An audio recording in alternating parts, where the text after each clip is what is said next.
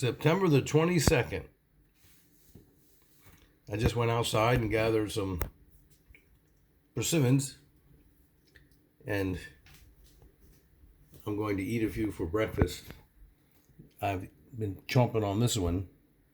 So good. I can't express how delicious these American persimmons are. And their texture is so creamy and rich. They're absolutely delicious. My son often says to me, let me take a bite of this.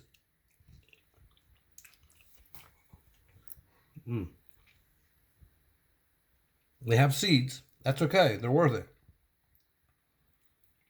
But my son often says to me that he likes the persimmons more than most figs. And I understand his sentiments about that.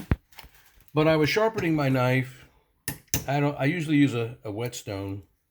This is a wonderful utility knife too, by the way. It's a gift for my son.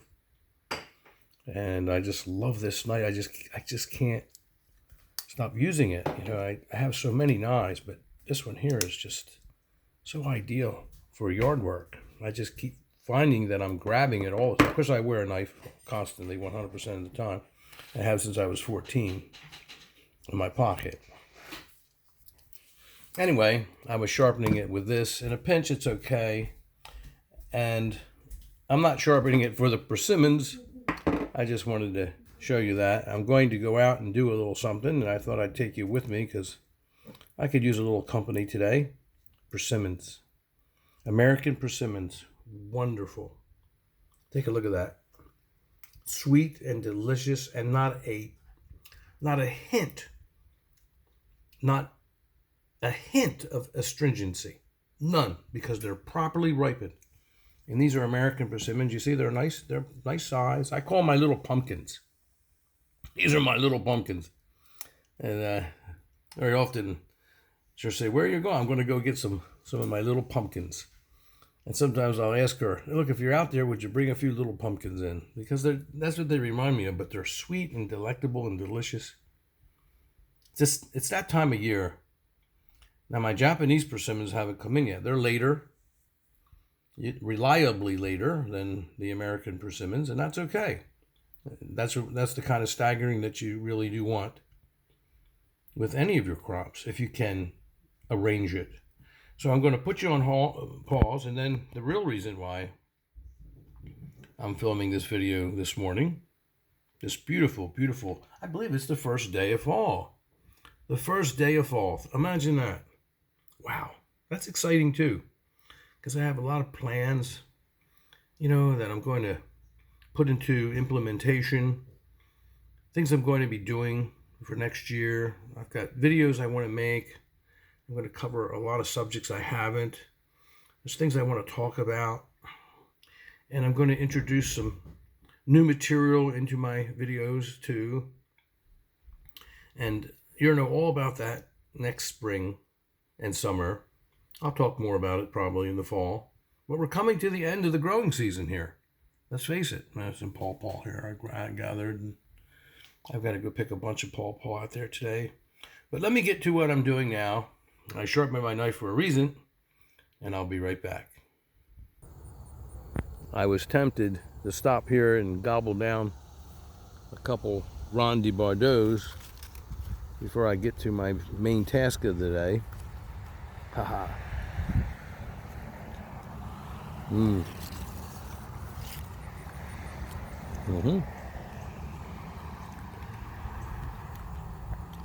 Delicious.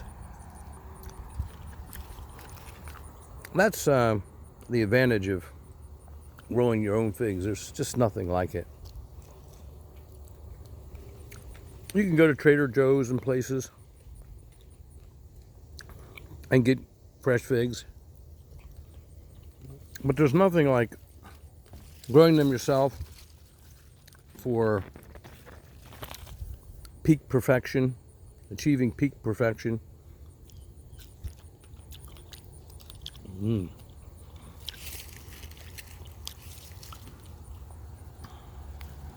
I love them. back to work. Let me walk through here. This is where I'm going to be seeking your company for a few minutes. This is LSU Champagne, and it is being shaded out. I did a video not long ago about the importance of sun, sun, sun. And here's yet another example. This tree's not doing as well as it should, and I'm going to be digging it up completely in the spring and replanting this in a good place on high ground. Probably remove another less desirable variety. I don't have too many anymore because I've been weeding them out for years. But extract that less desirable variety and put this one in its place. It's got a good root system. It wants to grow.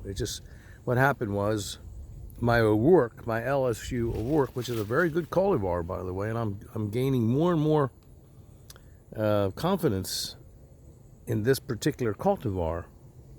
As time goes on, as this becomes an older tree, it produces well.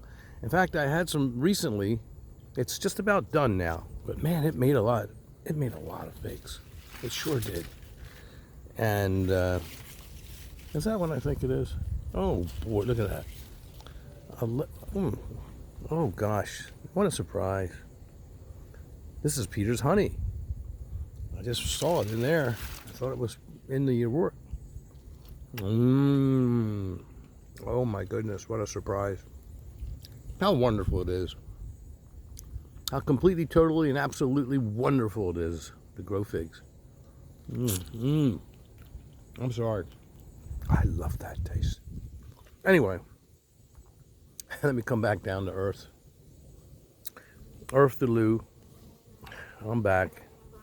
This O'Rourke just grew so vigorously. And as this tree is aging, I'm finding that it tastes better and better. And it's very, very early, as I stated before. And it's a very vigorous grower, and it outgrew the Champagne. And because of my Celeste, which is huge, it's very, very large, it's getting a little shade from that. It wants to bend out of there, away from the shade. You can see it's reaching for the sun. So I'm going to gratiate it, and I'm going to remove it. And because I like it, I'm going to plant it in two places. And so that's why we're here today. And I have sought out your company for a little while, which I'm going to enjoy your visit. Thank you. Because here's one of my air layers that I did. And unfortunately, another confession, I just haven't gotten to this one. I should have clipped this off. Oh gosh, I don't have my clipper. Oh man, I forgot that altogether. Okay, well, I haven't taken a peek in here, so I don't know how I'm going to even do it with one hand on the camera and one hand on the air layer. But this is Champagne. I'm going to struggle with this probably, so please be patient. We're going to be able to take a look in here. That's why I sharpened up my knife. In fact, I might have to just, if you don't mind, I'll put the camera down for just a second and see if I can get into this. I don't know what I'm going to find. Let's see. It might be a complete failure.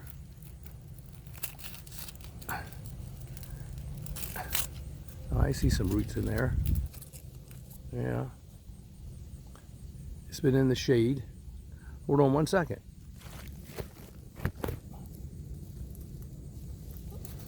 That's better. I can cut this away. Okay. I should be able to.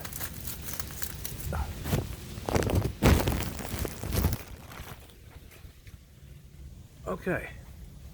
Well, there are roots in there. I think plenty. And since it's the 22nd of September, I had better cut this off so I can give it a head start. Stick it in the sun. It needs sun. Sun, sun, sun, sun, sun. Here's another perfect example of why figs just love, proof that figs just love sun. There's plenty of roots there that you can see them. So I'm going to go ahead and snip this off. And I'm going to, what I do is I like to soak them for a day in a bucket of water. And that rejuvenates the roots. These are fine because they've been out of the sun, and so there's still more. I can feel the moisture in the moss. Let's see, there's more roots under here. This side has better root development, as you can see. Plenty of roots. Can you see that? Because I can't too well through the phone. But there's plenty of roots here. And this is going to make a wonderful little champagne tree. LSU champagne. A wonderful cultivar. I have read that Dr. O'Rourke, the scientist essentially mostly involved and associated with the LSU success story for producing so many wonderful LSU crosses, with the parent almost invariably being Celeste, that he favored the champagne the most. It was his favorite accomplishment. He liked champagne. I like it too. It's a very tasty fig. I'm very fond of honey figs. I'm very fond of all figs. And I seek out the pinnacle figs, the apex figs in each category of taste. This is certainly one of them. It's a really good variety, an excellent cultivar. So I'm going to snip that off and soak it in a bucket of water, and then I'm taking the rest of the day off. I'm going to be going on a day trip with Debbie and enjoying life this first day of fall. And I recommend that we all take a day off once in a while and just rejoice in the wonderfulness of life. I'm looking forward to fall. I'm looking forward to winter. I'm looking forward to everything in my life. And I intend to fully utilize all that it offers me in the coming years. I'm an opportunist, and that's my strategy in life. Never let an opportunity be lost. I don't like using the word, I do like using the word opportunity, but it reminds me, again, it reminds me of I don't know why I'm rambling here, but if you haven't turned off the video yet, I'll tell you a quick story. When I was young, very young, and driving to Rowan University, then it was called the Glassboro State. Now it's Rowan University. And I used to drive with a friend, and it was the fall, just this time of year, right now. It was October, early October, and we were driving through the farmland that we needed to drive through to get to the college, and there were these huge pumpkins on the side of the road, and we were into photography back then, and I am still into photography still. And we pulled over,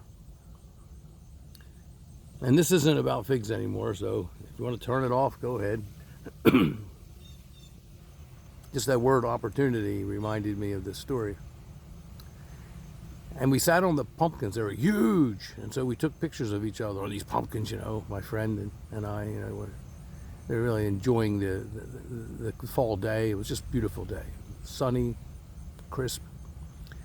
And all of a sudden, my friend, who was sort of a wizard, really, interesting guy, lived a successful life.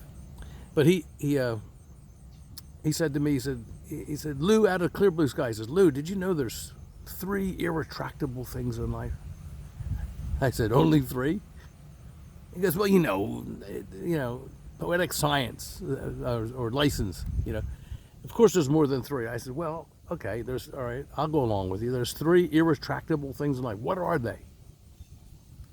And he said, he drew his hand, he acted like he was holding a bow in one and holding the string and the arrow in the other. And he pulled it back, he drew it back, and he let it go, in an imaginary way. And he said, one irretractable thing is the sped arrow. Once you release it from the bow, it doesn't come back. It's gone. You can retrieve the arrow, but it will never come back to the bow in the same method and manner that it left the bow. I said, all right. I said, so what's the next one?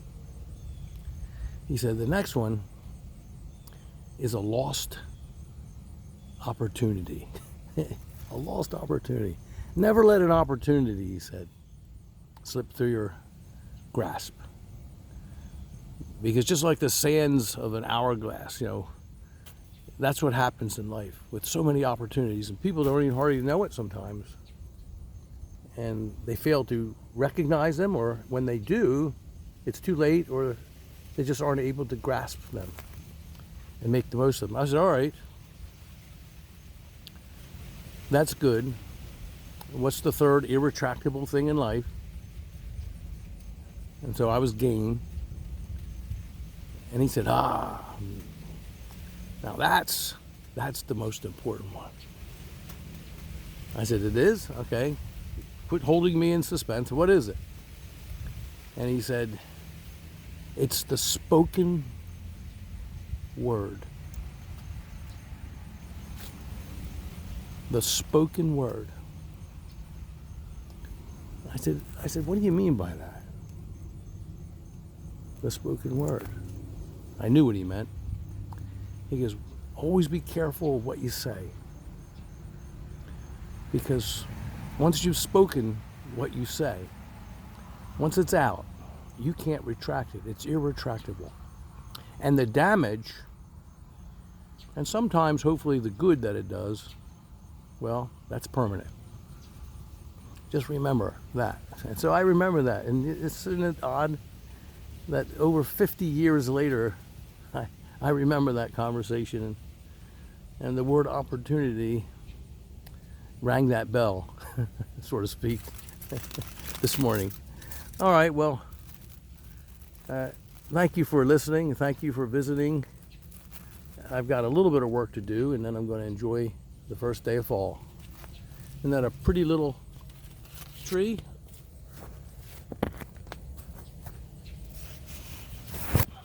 A gorgeous little tree, isn't it? And it's going to make a very successful addition to my collection. And with that, good day.